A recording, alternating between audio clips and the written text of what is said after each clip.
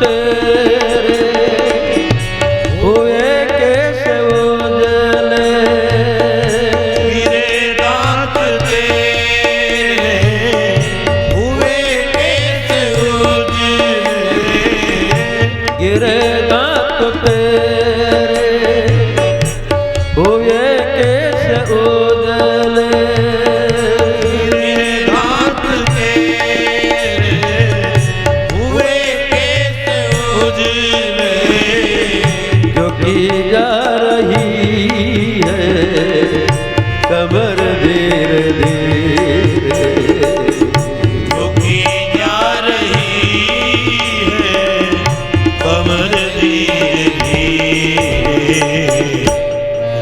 जा रही है कमर धीरे धीरे, सुबह शाम और दोपहर धीरे धीरे, चली जा रही है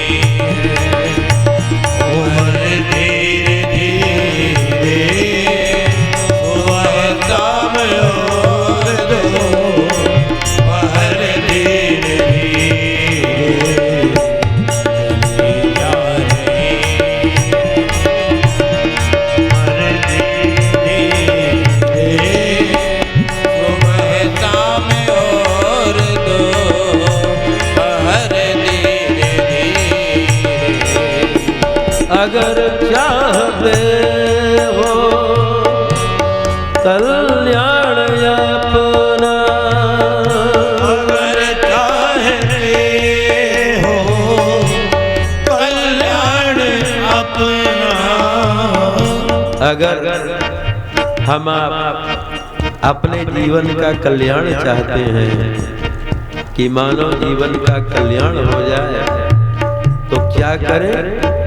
जपो राम आठो पहर धीरे धीरे, जपो राम आठो पहर धीरे धीरे, चली जा रही है उम्र धीरे धीरे, सुबह शाम और दोपहर धीरे धीरे, चली जा रही है उम्र धीरे धीरे, सुबह शाम और दोपहर धीरे धीरे, सुबह शाम और दोपहर धीरे धीरे, सुबह शाम और दोपहर धीरे धीरे। महाराज मनु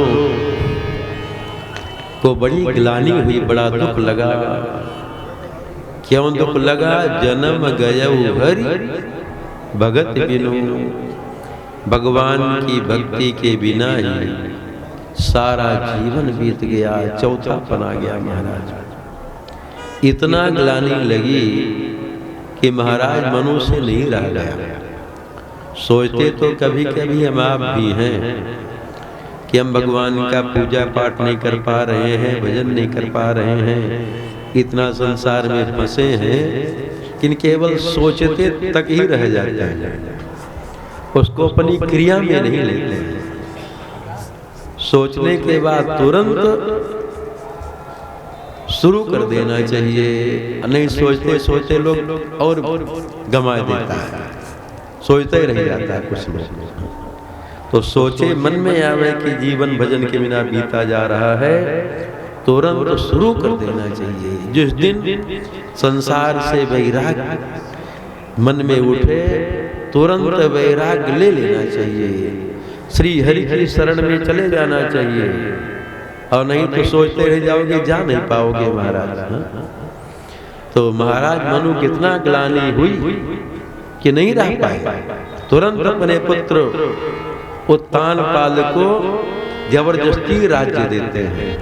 पुत्र भी बड़ा धार्मिक, राज्य नहीं ले रहे थे उत्तानपाद जी, लेकिन महाराज मनु जबरदस्ती राज्य देते हैं अपने पुत्र तानपाल को। बरबस राज सुतई तप दीना, बरबस राज सुतई तप दीना, नारी समेत गवन बन कीन्हा, नारी समेत गवन बन कीन्हा, नारी समेत गवन बन कीन्हा, नारी समेत गवन बन कीन्हा, तेरा खबर नैमी विख्याता, तीरथ वर नैमित विख्याता, अति पुनीत साधक सिद्धिदाता, अति पुनीत साधक सिद्धिदाता, अति पुनीत साधक सिद्धिदाता। महाराज मनु असुत रूपा आते हैं नैमिषारण्य में।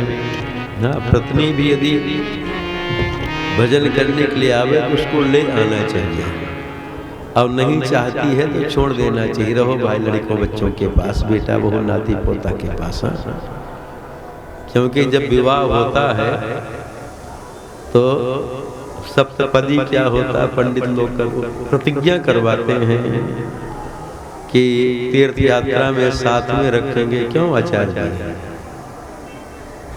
जब दीक्षा लेंगे तो साथ में रखेंगे, कई हैं इसे तो प्रतिज्ञा किए हैं। हाँ, ये सब अकेले नहीं चले आए, प्रतिज्ञा किए थे तीर्थ यात्रा में साथ में, तो और नहीं साथ में लाए तो बुला लिए बहुत लोग,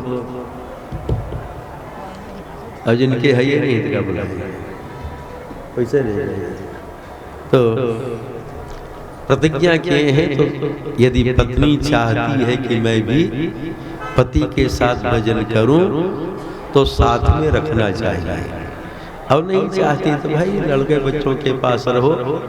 अब जब बेटा बड़ा हो जाए तो पिता की जिम्मेवारी समाप्त हो जाती है महाराज। हाँ, देखिए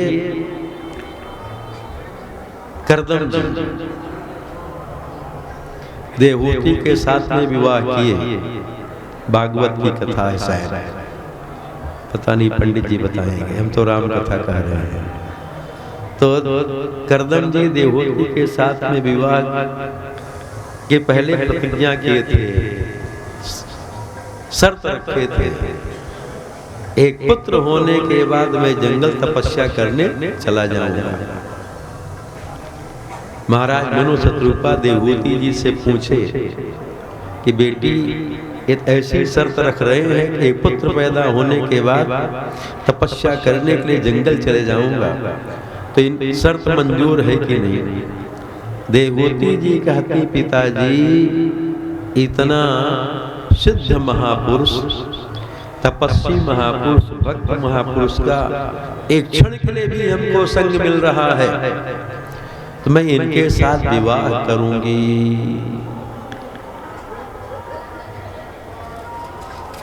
विवाह कर ली करदम देवहूति जी का, 9 कन्याएं हो गई महाराज।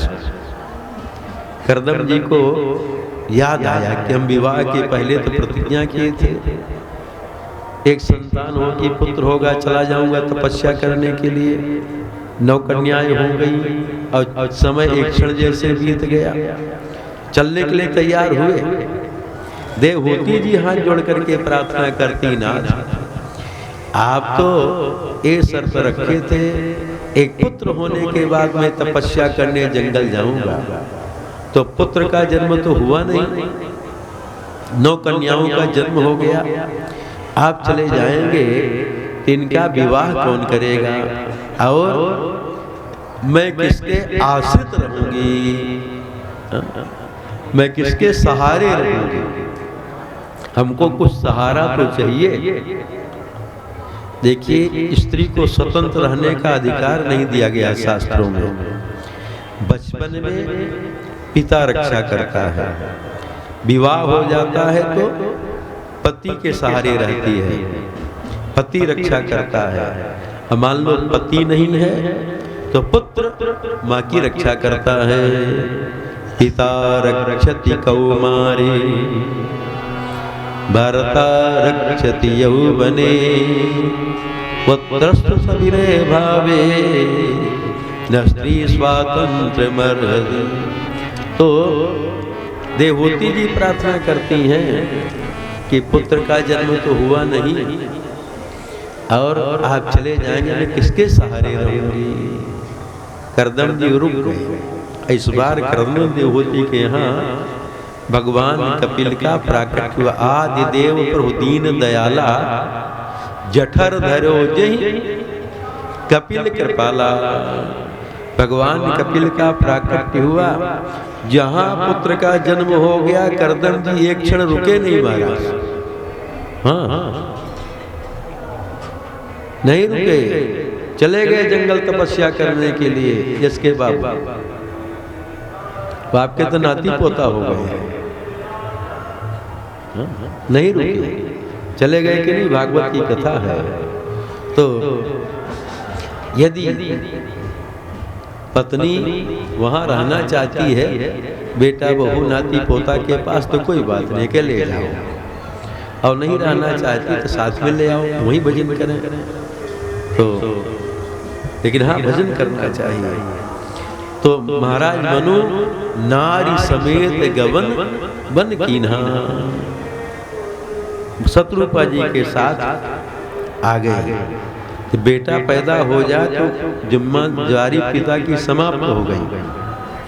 अब तो सहारा हो गया, करदम इसलिए चले गए। अजब बड़ा हो गया, कमाने लगा, अब क्या चिंता करना है कि उसी में मरे रहो दिन रात। अब मन में वैराग्य करो, यही तो है। अंतिम समय अपना सुधार लेना चाहिए। अंत भला तो सब भला। अंतिम समय मन से सब कुछ त्याग करके और कहीं तीर्थ में जा करके भगवान का भजन करे, भगवान की शरण में हो करके अंत सुधार लेना चाहिए। भले जीवन कैसे रहा हो, पहले अधम रहे हम, पापी रहे, कोई चिंता की बात नहीं है। बाद में भगवान श्री हरि की शरण में जाकर के भगवान का भजन करो, अंत सुधर जाएगा तो सारा जीवन सुधर जाएगा। अब कहीं अंत बिगड़ गया तो पहले वाला चाहे जितना ठीक रहा सब बिगड़ जाएगा महाराज। इसलिए अंत को सुधारना चाहिए, जो बचा है उसी को सुधारना। जब 10-5 वर्ष 20 वर्ष बचा हुआ है, जितना क्या ठिकाना, वो सुधर जाए तो सारा जीवन सुधर जाएगा। एक पंडित जी अध्यापक थे, वो जब तक रहे घर में नौकरी करते थे तब तक ऐसा रहे कि लोग सोचे कि तो एकदम नास्तिक जैसे, कुछ पूजा पाठ करता ही नहीं और उसी में गृहस्थी में दिन रात लगे रहते थे। लेकिन जिस दिन रिटायर हुए, रिटायर होने के बाद लोग कुछ पार्टी कर देता है, कुछ बोझ भंडारा करता है ना, कि चलो रिटायर हो गए, क्या कहते हैं उसको पता नहीं। तो अपना उत्सव किए, जिनको निमंत्रण दिए थे सबको भोजन करवाए और जब सब